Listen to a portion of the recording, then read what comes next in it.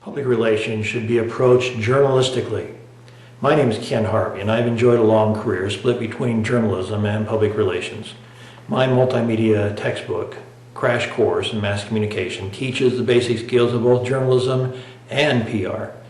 In this presentation, I will explain why and how PR practitioners benefit by approaching their profession as would journalists. Think like a journalist. A PR professional is like a captive journalist working for one organization and writing stories only related to that one organization.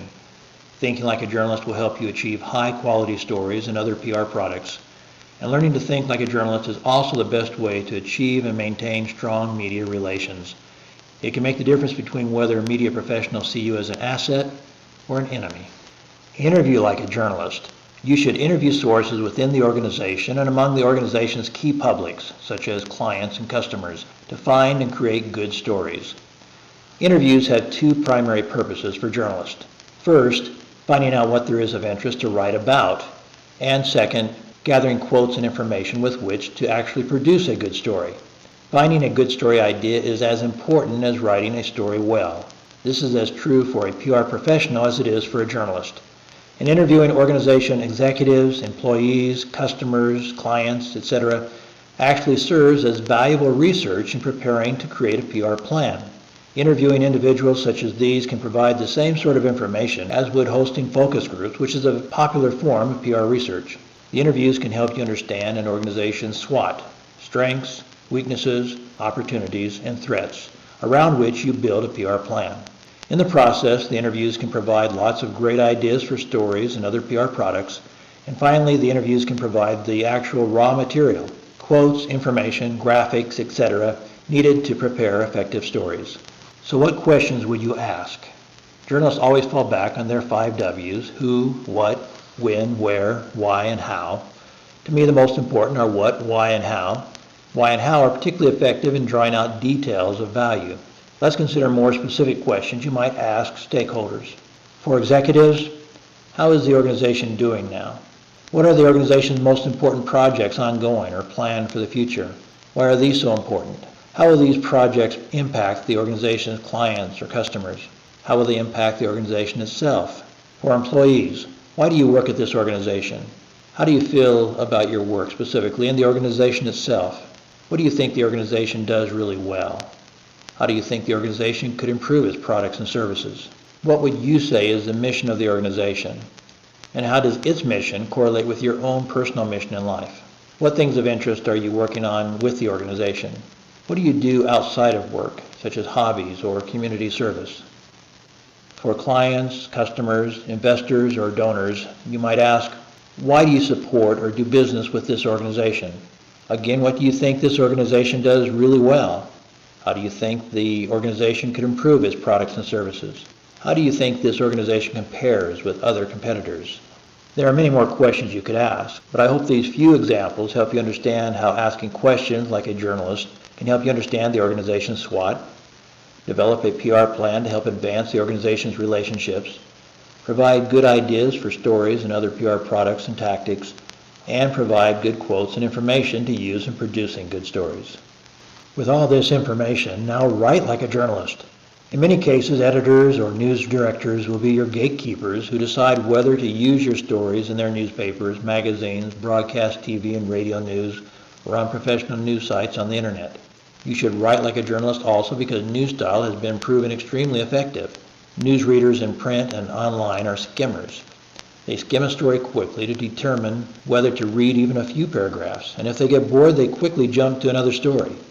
This has been true for traditional newspapers for more than a century, but even more true today with online media, where readers can jump instantaneously to any of millions of other information sources. Inverted pyramid is still a style that meets the needs of such readers. All the most important and interesting information is at the top, so a skimmer can quickly capture the essence of the story and only continue reading as long as the story continues to meet his needs and interests. Learning to identify and emphasize the most newsworthy, interesting elements of a story is vital, and using good quotes from authoritative sources enhances your credibility.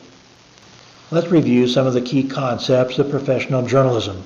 I don't think the entire world needs to copy Western journalism in every respect. But these three key concepts, I believe, are very valuable. They were developed in the hotly competitive free marketplace in America over the past 200 years. In a free marketplace, you have kind of a survival of the fittest scenario, where the best ideas usually win. These three key concepts that have survived the test of time and competition are: 1. Organize to emphasize. What I mean by this is to find the most interesting or powerful information you have gathered from your research and give it emphasis in your story. We call that the whammy. You find the whammy and feature it in your first paragraph, the lead. The lead may take you as long to write as the rest of the story because it is so important. You want to figure out how to feature that most important, that most powerful aspect of the story, the whammy. In the crash course, we review many examples of different types of leads. They are all just different ways to emphasize the whammy. The most frequently used lead is the interview speech lead because it emphasizes what important thing a person has said in an interview or speech. Since many of our stories, whether in news or in PR, are based on interviews, the interview speech lead is very appropriate much of the time.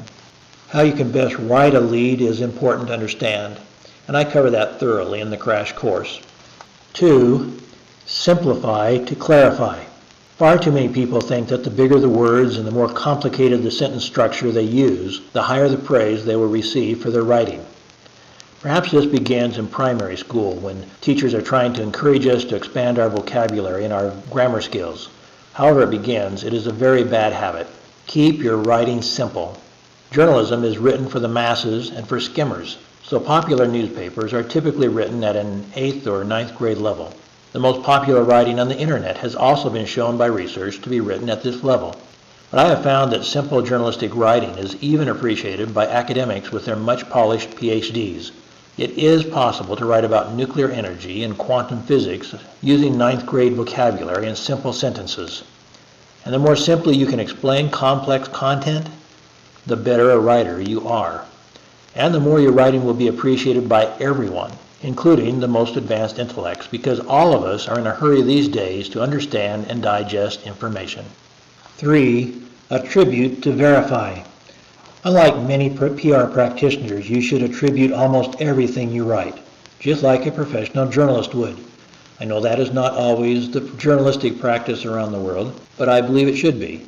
No matter where you live in the world, if you attribute essentially everything in your story, whether you are a journalist or a PR practitioner, it will have more credibility. People will believe it more. The fact that you can name specific authoritative sources. So whether you are a journalist or a PR practitioner, it is important to attribute, to give your sources, the mayor said, the scientist said, the business executive said, etc. Here are some public relations examples. I'm providing 2 ways to write several different PR products. So read example 1, then example 2, and decide which is better and why. Which version has the bigger impact? Which do you like the best? So first, here is example 1 of a press release. Stop the video to read it. Here's example 2 of a press release. Again, you can stop the video. Another product that many PR practitioners use is a Q&A, question and answer sheet. So again, look at example 1 and then example 2. Which do you think is best and why?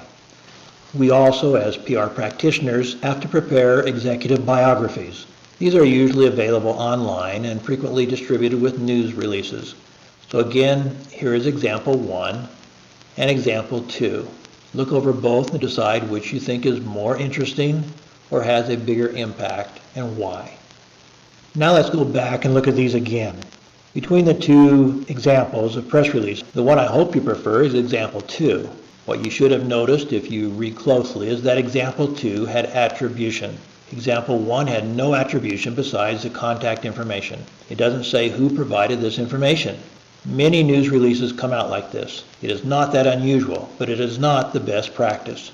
Example 2 gives the attribution so that it has greater credibility. Example 2 is also much more likely to be accepted by professional news editors or news directors because it sounds more professional, more like a journalist. And for a PR practitioner to get his material into print media, on the air, or into professional news websites, he has to get past that journalistic gatekeeper.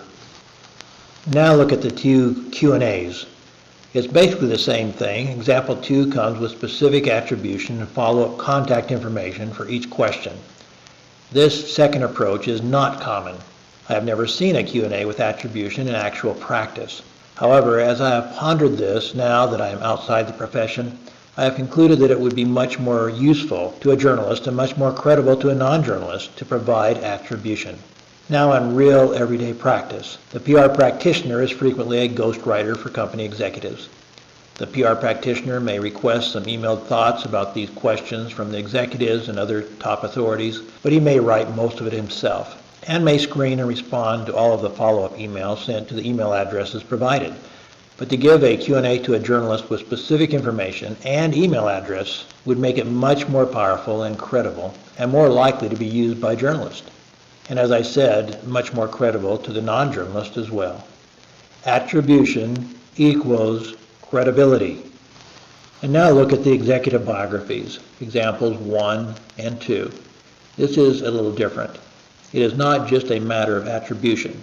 Example 1 is a real executive biography directly copied from the Disney website. Example 2 I just made up. So the facts are not accurate, the quotes are not correct, I just made them all up. So my apologies to Disney. But the point of example 2 is that it is written more journalistically in every way. Yes, it has quotes and attribution, but it has much more. It is written in inverted pyramid style and emphasizes a whammy in the lead that will attract readers. For some reason in the real world of public relations, can there actually be a real world of public relations? I'm not sure. But for some reason in the real world of public relations, practitioners think it is okay to write a boring executive biography. Go to the internet and Google executive biography. The Disney example is not unusual. It is the norm. And Disney is a multi-billion-dollar corporation that can afford the very best PR practitioners. But I see no excuse to write a boring anything in PR. Several things may happen because of a more interesting and journalistic executive biography as example 2. First, if a journalist read an executive biography like example 2, it might occur to him, wow, this person might make a good feature story. So you will get news coverage from it. Example 1 would rarely cause that kind of response. 2, even if you don't get any additional news coverage, it is simply more readable for whoever reads it. An employee, a supplier, a government official, people from any of the organization's key publics will respond better to example 2 than to example 1. 3, the executive may be invited to speak at a national conference, perhaps, because somebody was impressed with what is in the executive biography. 4, customers and clients are more likely to do repeat business with an organization directed by executives whose biographies make them sound more professional, more interesting, more human. 5, employees will feel more pride to work for an organization if biographies make the executives appear more honorable, interesting, trustworthy, caring, whatever. Prospective investors who read example 2 are more likely to invest. There are all kinds of good things that can happen as a result of example 2, and essentially nothing will happen because of example 1. It's a very boring story. So, in my way of teaching and preaching public relations, as a PR professional, you should act like a journalist almost all the time. You should think like a journalist, interview and write like a journalist. Journalistic interviewing will help you find good stories and better understand your organization's challenges and opportunities. Thinking like a journalist will help you work more effectively with news media professionals, both traditional and online. And journalistic writing will most frequently lead to better, more readable, more interesting, and more powerful PR products. There is never an excuse to write boring copy. Everything you write should be interesting. You should look for a whammy in every story, every article, every report that you write. You should always look for the most interesting aspect and give it emphasis. Highlight it in the very first sentence and then build from there. And you should attribute, just like a journalist as well, to achieve higher credibility with news professionals as well as with other readers.